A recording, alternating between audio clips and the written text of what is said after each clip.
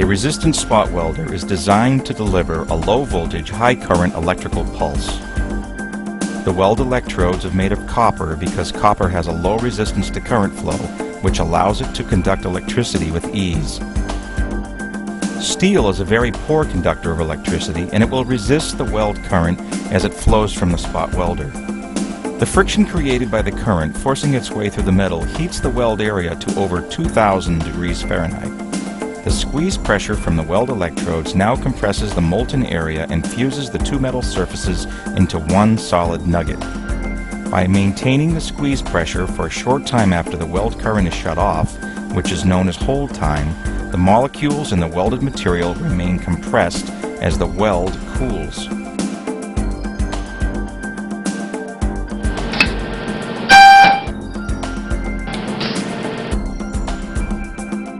This additional pressure results in a much stronger weld.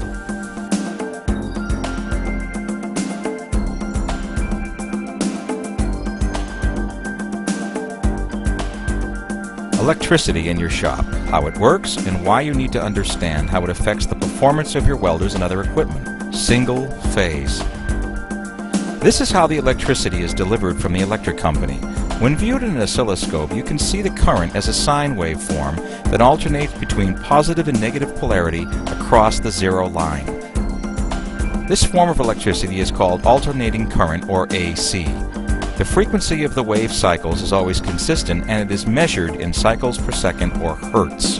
1 hertz is one complete wave of current starting at zero, moving up to the maximum or peak level, falling down through zero, and then up again from the negative peak to the zero line again. Let's look up close at one sine wave. The AC current waveform alternates through the zero line from positive to negative. At 3 different times in one cycle, the power is zero as the current completes the cycle. This means that there are inherent losses involved in AC power. The losses result in inefficient use of available power, and when used with resistant spot welding, the weld quality is negatively affected. As you can see in the slow motion graphic of this spot weld, there is an irregular, pulsating 60 Hz delivery of current. Get 3-phase power from the electric company if you want to use better welder technology for better welds. The entire waveform starts out as a single cycle, but it is followed by a second sine wave delivered 120 degrees after the first one, and a third sine wave is started 120 degrees after the second one. Remember, AC current has 1 sine wave per cycle, but 3-phase current has 3 sine waves per cycle during the same period of time. With 3 times the sine waves, the 3-phase current is much better than single phase. However, the 3-phase sine waves still alternate through zero, resulting in losses. To isolate the 3 phases and make the current more efficient, it can be directed through a device called a diode. A diode allows current to flow through it in only one direction. If a group of 4 diodes is arranged as a bridge and the AC voltage is connected across it, a bumpy but totally positive polarity ripple results. The process is called rectification, and the output that comes from this process is called direct current, or DC. The DC wave is much smoother than the non-rectified wave. This results in less loss and makes the 3-phase DC current better for welding than single-phase AC. Both the 208 voltage 60 Hz standard in the United States and the 400 volt 50 Hz standard in Europe and Asia have limitations when they are used to run high-powered equipment like spot welders. The vendors of this equipment need to find new ways to increase machine efficiency and power output by developing new technologies. The latest welder technology used to optimize the delivery of electricity is to use the inverter.